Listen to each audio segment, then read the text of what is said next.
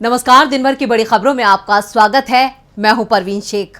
आज इस बुलेटिन में बात होगी कर्नाटक चुनाव को लेकर कांग्रेस के बड़े दावे की, उद्धव ठाकरे के हक में आए सुप्रीम कोर्ट के फैसले की, बात करेंगे सुप्रीम कोर्ट में मोदी सरकार को लगे झटके की, नीतीश, उद्धव और पवार की मुलाकात से घबराई बीजेपी की, साथ ही जानेंगे मणिपुर को लेकर क्या खुलासा किया है कांग्रेस ने, और बुलेटिन के आखिर में बात होगी तेज होते पहलवानों के आंदोलन की। इसके साथ ही और भी कई बड़ी खबरों से आपको करवाएंगे रूबरू, लेकिन तमाम बड़ी खबरों से पहले एक नजर सुर्खियों पर। सचिन पायलट की जन संघर्ष यात्रा आज से शुरू। पेपर लीक मामले और करप्शन के खिलाफ अजमेर से जयपुर तक पदयात्रा निकाल रहे हैं पायलट। शराब घोटाले में सीबीआई केस में मनीष सिसोदिया की जमानत याचिका पर दिल्ली हाईकोर्ट ने फैसला रखा सुरक्षित। कोर्ट ने बीमार पत्नी से वीडियो कॉन्फ्रेंसिंग के जरिए बात करने की दी इजाजत। पाकिस्तान की सुप्रीम कोर्ट ने इमरान खान की गिरफ्तारी को ठहराया अवैध, कहा पाकिस्तान को जेल नहीं बनने दे सकते। आज गिरावट के साथ बंद हुआ शेयर बाजार। सेंसेक्स 36 अंकों की गिरावट के साथ 61,905 पर हुआ बंद। निफ्टी 18 अंक लुढ़ककर 18,297 पर हुआ बंद। ये तो थी सुर्खियां, और अब बात आज की सबसे बड़ी खबर की। कर्नाटक विधानसभा चुनाव में इस बार लगभग 73% वोटिंग हुई, जो 2018 के मुकाबले करीब 1% ज्यादा है। ज्यादा वोटिंग को आमतौर पर सत्ता में बदलाव के तौर पर माना जाता है, और तमाम ओपिनियन पोल भी इसी ओर इशारा कर रहे हैं। और अब कांग्रेस नेताओं ने दावा किया है कि जनता ने कांग्रेस पार्टी के पक्ष में मतदान किया है। कर्नाटक की सभी 224 सीटों पर वोट डाले जा चुके हैं। इस बार 72.82% लोगों ने वोट डाला है। पहली बार लोगों को घर से वोट देने का मौका भी चुनाव आयोग ने दिया था। वोटिंग प्रक्रिया समाप्त होने के बाद कई टीवी चैनल्स ने एग्जिट पोल जारी किए हैं, जिसमें कांग्रेस की जीत दिखा रहे हैं। कांग्रेस अध्यक्ष मल्लिकार्जुन खड़गे ने दावा किया है कि प्रदेश कांग्रेस को 130 से ज्यादा सीटें मिलेंगी, क्योंकि लोगों ने अच्छी सरकार के लिए वोट डाला है। भाजपा के खिलाफ लोगों में आक्रोश है। मैंने हमेशा इस क्षेत्र के लोगों के लिए काम किया है। तो दूसरी ओर एग्जिट पोल को लेकर प्रदेश कांग्रेस के अध्यक्ष डीके शिव कुमार ने कहा है कि मुझे इनके आंकड़ों पर भरोसा नहीं है। एग्जिट पोल भले ही कांग्रेस की जीत दिखा रहे हैं, लेकिन सीटें कांग्रेस को कम दिखा रहे हैं। शिव कुमार ने कहा है कि कर्नाटक विधानसभा चुनाव में कांग्रेस 146 सीटें जीतेगी। मैं अपने आंकड़ों पर कायम हूं कि हम 146 सीटों को पार कर लेंगे। सरकार बनाने के लिए हमें किसी दूसरे दल की जरूरत नहीं होगी। हम अपने दम पर कर्नाटक में सरकार बनाएंगे। शिव कुमार ने कहा कि कर्नाटक की जनता बड़े हितों को देख रही है, क्योंकि कर्नाटक में डबल इंजन विफल हो गया है। कर्नाटक के पूर्व मुख्यमंत्री और कांग्रेस नेता सिद्धारमैया ने कहा कि कांग्रेस अपने दम पर सरकार बनाएगी। मैं सेवानिवृत्त नहीं होने जा रहा हूं, लेकिन मैं चुनाव नहीं लड़ूंगा। ये मेरा आखिरी चुनाव है। तो दूसरी ओर जेडीएस नेता एचडी कुमारस्वामी ने कहा कि चुनाव में जेडीएस किंग मेकर नहीं, किंग बनेगी। बीजेपी नेता और राज्य के सीएम बसवराज बोम्मई ने भी अपनी पार्टी की जीत का दावा किया है। कर्नाटक चुनाव में क्या है जनता का फैसला, ये 13 मई को साफ हो जाएगा। इधर महाराष्ट्र सरकार को लेकर सुप्रीम कोर्ट ने भी बड़ा फैसला दिया है। राज्यपाल की भूमिका, विधानसभा अध्यक्ष के अधिकार से लेकर पार्टी चीफ के अधिकार भी कोर्ट ने साफ कर दिए हैं। लेकिन जिस प्रमुख मुद्दे को लेकर याचिका लगाई गई थी, उस पर फैसला नहीं दिया। उस पर फैसले के लिए 7 सदस्यों वाली नई संवैधानिक बेंच को सौंपने का फैसला किया है। तो क्या है कोर्ट का फैसला, देखते हैं ये रिपोर्ट। महाराष्ट्र में 1 साल पहले 20 जून को अचानक ही शिवसेना में उद्धव ठाकरे की सरकार के खिलाफ विधायकों ने बगावत कर दी। 25 विधायक मुंबई से सूरत चले गए और फिर वहां से गुवाहाटी पहुंचे, जिसमें 10 विधायक निर्दलीय थे। बाद में यह संख्या बढ़कर 50 हो गई, जिसमें 40 विधायक शिवसेना के थे। 25 जून को विधानसभा के डिप्टी स्पीकर ने इनमें से 16 बागी विधायकों की सदस्यता रद्द करने का नोटिस जारी किया, तो बागी विधायक सुप्रीम कोर्ट चले गए। बागी विधायकों को कोर्ट ने राहत दी, तो उस समय के राज्यपाल भगत सिंह कोश्यारी ने उद्धव सरकार को फ्लोर टेस्ट का आदेश दे दिया। इस टेस्ट को उद्धव ठाकरे ने चुनौती दी, लेकिन कोर्ट से उन्हें राहत नहीं मिली। इसके बाद उद्धव ठाकरे ने 29 जून को इस्तीफा दे दिया। उद्धव ने बहुमत परीक्षण नहीं कराया, फ्लोर का सामना नहीं किया, और ये गलती वो कर गए, क्योंकि आज सुप्रीम कोर्ट ने जो फैसला सुनाया उसमें साफ था कि अगर उद्धव ठाकरे ने विधानसभा के फ्लोर पर इस्तीफा दिया होता तो स्थिति और होती। आज एक बार फिर उद्धव ठाकरे की सरकार महाराष्ट्र में होती। सुप्रीम कोर्ट ने विधानसभा स्पीकर के अधिकार को लेकर बड़ी बेंच बनाने का फैसला किया। इसके साथ कोर्ट ने राज्यपाल भगत सिंह कोश्यारी के फैसले को गलत बताते हुए कहा कि राज्यपाल के पास फ्लोर टेस्ट बुलाने के लिए कोई पुख्ता आधार नहीं था। राज्यपाल के विवेक का प्रयोग कानून के अनुसार नहीं था। पार्टी के अंदर ही गुटबाजी फ्लोर टेस्ट का अधिकार नहीं हो सकती। उद्धव गुट को दूसरी बड़ी राहत देते हुए सुप्रीम कोर्ट ने कहा कि सदन के स्पीकर का शिंदे गुट के गोगावले को चीफ व्हिप नियुक्त करना अवैध फैसला था। स्पीकर को सिर्फ राजनीतिक दल की ओर से नियुक्त व्हिप को ही मान्यता देनी चाहिए थी। चीफ व्हिप पार्टी का होता है, विधायक दल का नहीं। इसके साथ कोर्ट ने कहा कि उद्धव ठाकरे ने अपनी इच्छा से इस्तीफा दिया था, इसलिए हम घड़ी की सुई पीछे नहीं घुमा सकते। अगर इस्तीफा फ्लोर टेस्ट के दौरान होता तो हम कुछ फैसला करते।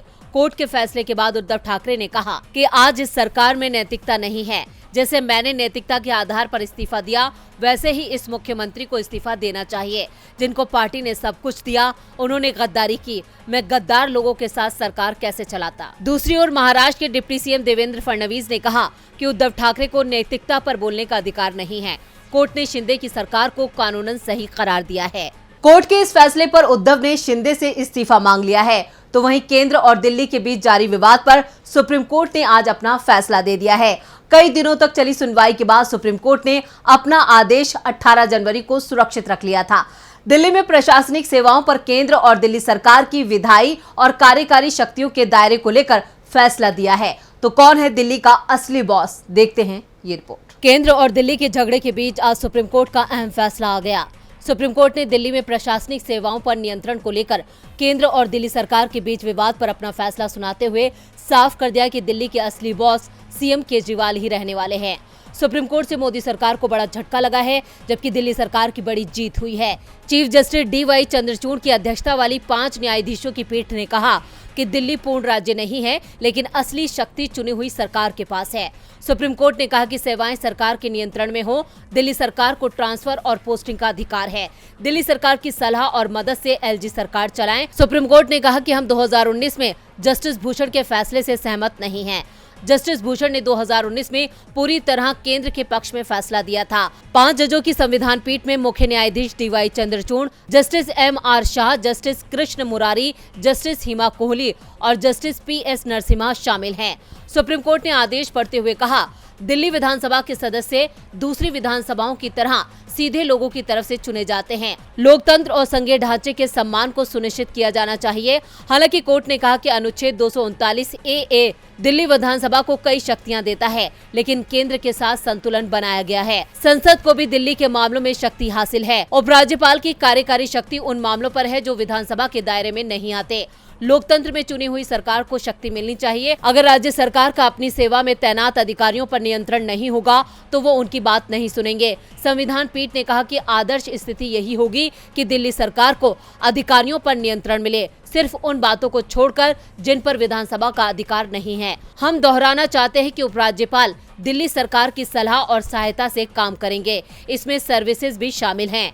आपको बता दें कि दिल्ली के पास पुलिस, कानून व्यवस्था और भूमि मामले में अधिकार नहीं है, यानी इन मामलों को छोड़कर अन्य विभागों के अधिकारियों पर दिल्ली सरकार को नियंत्रण हासिल होगा। दिल्ली सरकार की जीत से मोदी सरकार को जोरदार झटका लगा है। झटका तो नीतीश ने महाराष्ट्र में बीजेपी को दिया है।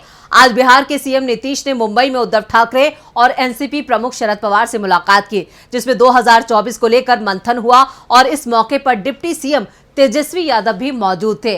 तो क्या रहा मुलाकात का नतीजा, देखते हैं ये रिपोर्ट। विपक्षी एकता की कोशिशें तेज हो गई हैं। नीतीश कुमार 3 दिन में 3 राज्यों का दौरा कर चुके हैं। पहले वो ओडिशा पहुंचे, जहां भुवनेश्वर में उन्होंने ओडिशा के सीएम नवीन पटनायक से मुलाकात की। अगले ही दिन झारखंड पहुंचकर रांची में हेमंत सोरेन के साथ विपक्षी एकता पर चर्चा हुई और आज नीतीश कुमार मुंबई में थे, जहां उन्होंने शिवसेना UBT के चीफ उद्धव ठाकरे और एनसीपी प्रमुख शरद पवार से अलग अलग मुलाकात की।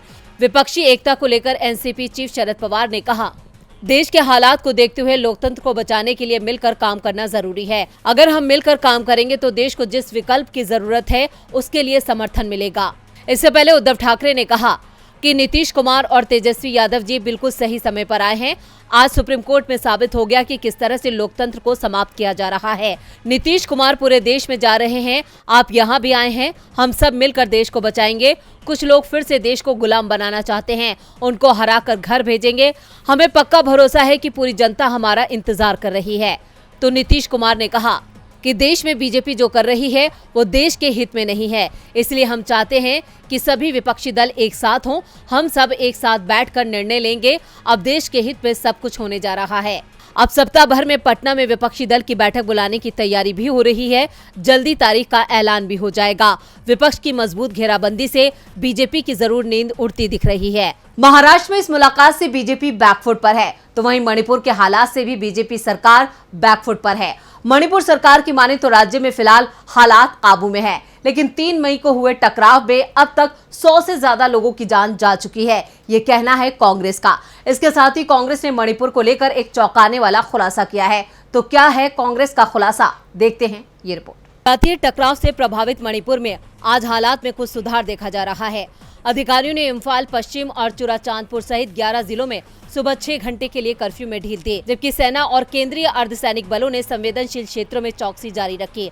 राज्य में मोबाइल इंटरनेट सेवा 13 मई तक बंद रहेगी। इस बीच आज कांग्रेस ने प्रेस कॉन्फ्रेंस करके बीजेपी को घेरा है। कांग्रेस के मणिपुर प्रभारी भगत चरण दास ने कहा, मणिपुर में 100 से ज्यादा लोगों की जान जा चुकी है, 40,000 लोग प्रभावित हैं और 20,000 लोग शिफ्ट किए गए हैं। हजारों घर नष्ट हो गए हैं और राज्य के 15 से 20 पुलिस स्टेशनों से AK-47 समेत कई हथियारों को लूटा गया है। प्रदेश में हालात बहुत गंभीर है। कांग्रेस प्रभारी यही नहीं रुके, उन्होंने आगे कहा, मणिपुर में चुनाव जीतने के लिए 2022 में मोदी सरकार ने सरेंडर कर चुके देश विरोधी ग्रुप्स को 16 करोड़ रुपए रिलीज किए थे। हमने चुनाव आयोग से इसकी शिकायत भी की थी।